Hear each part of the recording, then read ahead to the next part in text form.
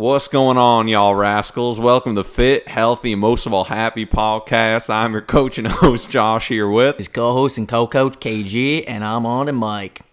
Don't even know if those are any good, but we're going to roll with it. This is a fun episode. We're going to be cranking through some of our gym pet peeves. Obviously, there's a fresh group, if you will, in the gym. We got some New Year's resolutioners, been seeing some absolute fire, and we've definitely been seeing a few things that have made me and Kyle be like, what is going on here? And I know Kyle was inspired to make this episode. We're also inspired by our incredible community. We shared it to our story. If you contributed to this episode, thank you so much. This is going to be a lot of fun. We've done this way in the past, but we're really excited to ignite this back again. And our goal here is not to roast people for different things they do, but more so to educate on why these things perhaps may not be the best etiquette for the gym, and maybe to help you avoid things and even how to overcome some of these tougher situations. So this will be a lot of fun, but as always, it'll be educational as well. So take it away, Kyle. So yeah, once again, just a quick note here. I actually had planned out the entire episode with the tips exactly like this, and when I posted on the story,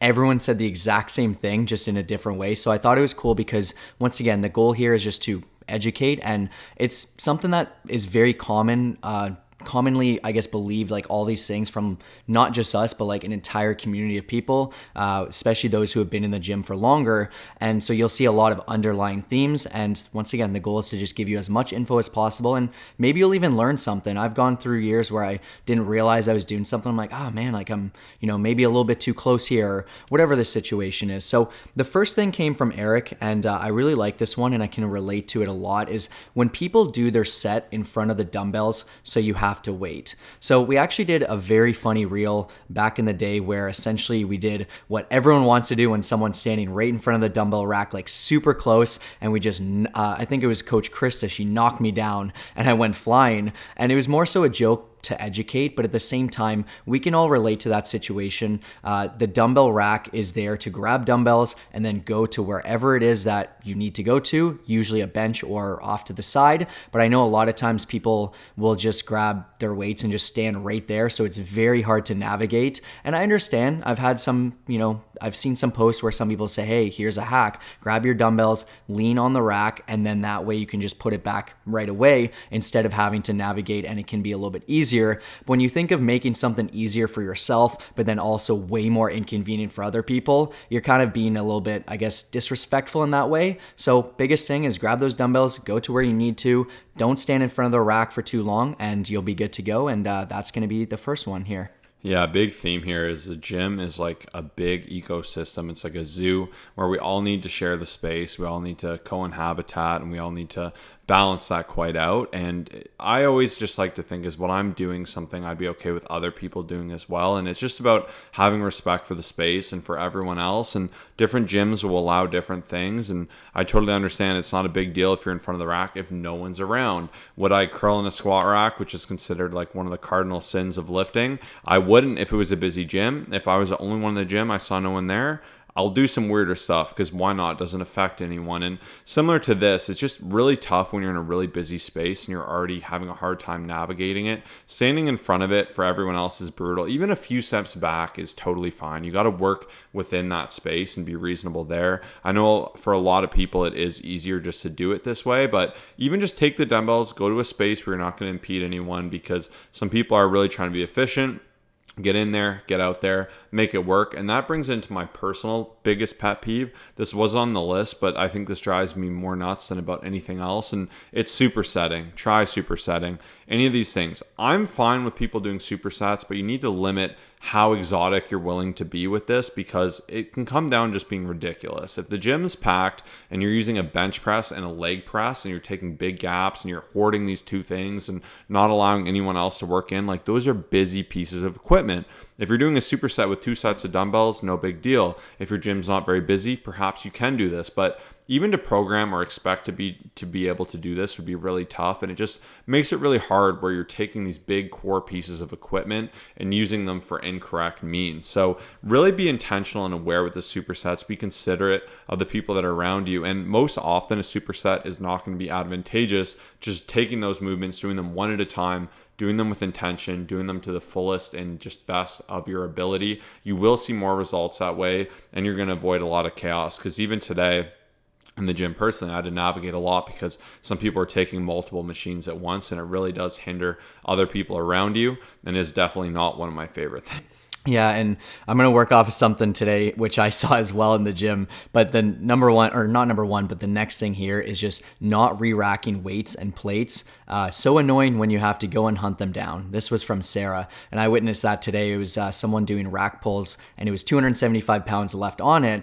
And it's just, you're just basically saying someone can clean up after me, because no one's going right into their next movement with that weight. And I think it's just a very great thing to just think of the next person. And that's, I respect every person. I love every person in the gym. They're all equal. Like, that's the biggest thing. And when I think of that next person who's about to use that machine, I guess we can even talk about cleanliness. We can talk about racking weights, like all that stuff. Is I want them to be able to get to that machine and just seamlessly be able to do it. Everything's good, just like how I like doing that as well. So even leg press, leaving 8 plates on a side or whatever it is just, it's so disrespectful. It's just basically saying, hey, I don't care about you. I'm the only one that matters. And that's it. So make sure, you take off all the plates, even dumbbells. Like, I don't see it often enough, I don't see it often anymore is what I meant to say.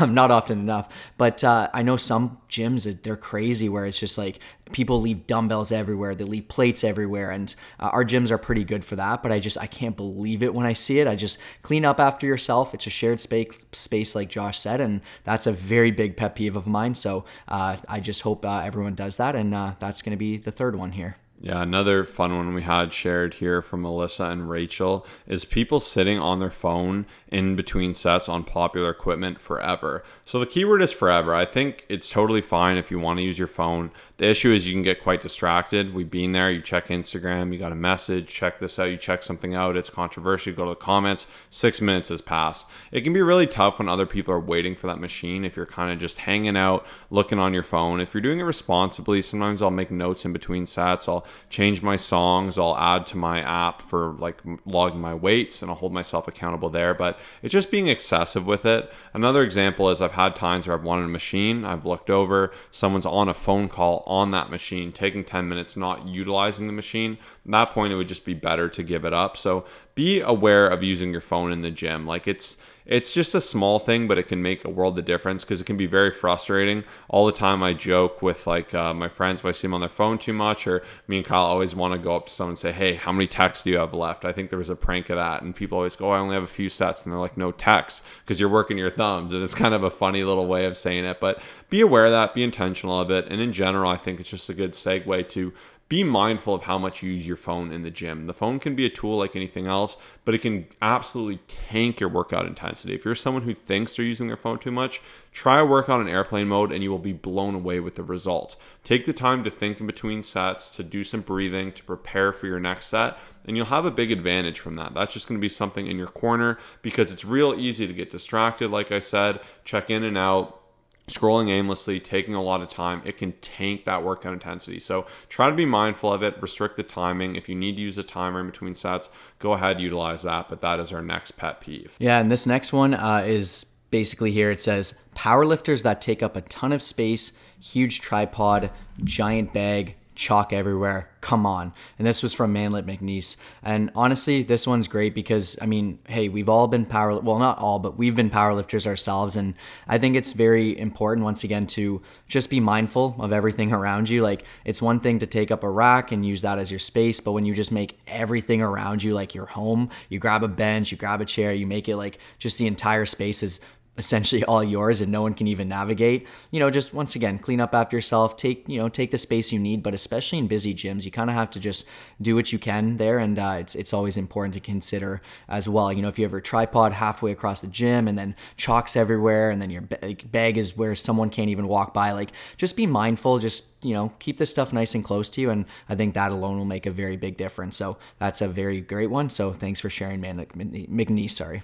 Yeah, and even I think adding on top of that, a big gym pet peeve is filming these days. And we're people that have to film in the gym sometimes. And filming, it's cool to see how it's become accepted, because when we started for YouTube, it's not like we had a studio to do it. Like we were in university, we were just living our lives, working jobs, trying to make content to help other people rather. And we got kicked out of gyms a lot for filming, or yelled at, or whatever it may be, and we used to be petrified to take it out and film. And it's pretty crazy now. Like, people will set up a huge tripod with a massive DSLR and a long lane, and everyone's tiptoeing around it. And I don't have an issue with filming. I just think having some degree of being respectful. I would never film someone else without their consent. Like, you're seeing a lot of videos now of someone doing an exercise weird and them filming them for it, or whatever it may be. And I just think that in and of itself is pretty obvious how that could be quite disrespectful. And even when we film, we make an effort not to get other people. We'll try and do it close to where we're filming so that people don't have to worry about walking in between, because they could walk behind.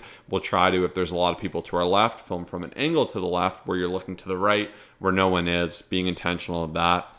And really doing it at the right times, because it isn't a film studio and we respect that. We may have a mission to film something, but at the end of the day, people's main objective there is to get a great workout in. And as us trying to make content there, we would never want to impede that. So I think having that balance, making sure you're doing that in the respectful way and not just taking it out on everyone else. Someone walks in front of your camera, it is what it is. You're in a gym, you're not in a film studio. Yeah, and even just when I was filming Josh the other day, I had to ask someone, hey, do you mind if in between your rest I kind of get into where you're working out just so I can get this clip? And it's awesome because, once again, it comes down to respect. Like, if I were to just go in there and say, you don't matter, it doesn't, I'm just going to take this guy's space, that's just very disrespectful. So we really try, even just as coaches, as content creators, to just have such a, I guess, just respect for every single person there. And once again, always trying to navigate that to the best of our ability is something that I really take, not credit, but I'd say like, I'm happy with, because, we want to treat everyone with respect there. So yeah, that was a great one. And, I guess the next one here, this was from Rajiv as well. Essentially just said BO. Definitely makes it harder to focus, work out when a thick smell comes around. Once again, just use deodorant, shower. It's just one of the greatest tips, but easiest things in the world, I'd say. I really despise of it as well. This hasn't been too often, but there have been a few times where I'm like, I can't even like think properly, or I can't even just focus properly because it's so bad. So I think, once again, it's just such an important reminder to make sure that you are taking care of yourself, especially when you're working hard, when you're sweating. Like, I always take into consideration, okay, this new gym is a little sweatier, I'm working a lot harder, our knee sleeves, we have to wash them a bit more often here. But once again, all comes down to respect, and that was a very great tip as well. Yeah, I'm big on that one. Even me, I'm like, oh, my sleeves are smelling a bit. I wash them, and I'm still like, they're not perfect. I wash them again. They smelled so good today. And I just think in general, like, even sometimes before I go to work out, I'll throw on some deodorant. Even for me, sometimes I'll like a spray of cologne before I work out, and people always say, you're wasting your cologne. Why do you do that? And I'm like, I feel like when I smell good, I feel fresh. My gym clothes are all clean. Like, it just helps me focus. I feel nicer in the gym. No one wants to smell. So take care of yourself. You have to shower, just common decency here. That is the theme of most of these things, is just common decency. The next one is just people really walking into space they don't need to be. So the example here was like walking in the squat rack, walking over the platform, walking in front of you during a set. And this is a big one. And I think a good add-on, actually the next one we have, because it's two of the same, is, hey, are you using this? When it's so obvious you're not using it. I think that drives me probably the most nuts. And it's not a good thing. I'd rather someone just take it. You can see what I'm using if I'm doing a set. If I'm doing a heavy set too, like, I'll really be training hard. It's very hard for me to break focus, to talk to someone. And it's just like, I'm in my zone. You've taken me out of it. So even if you have to wait 3 seconds, I don't like asking people during their set. I will never do that. I'll just wait and say, excuse me, is it okay if I take this? Are you using this extra plate? Are you using this attachment? Whatever it may be. It's a better way to go about it, and I know some people only do it to be respectful, but when I get asked if I'm using something on the other side of the gym, it just drives me nuts. I'm like, no, I'm not using it, especially during the set. So just have that common decency. I think that's something a lot of people aren't as aware of. And then even for veering into people's space, it was funny because the gym was just a zoo the other day, and we were trying to shoulder press in the set, like barbell shoulder press, kind of hammer strength machine.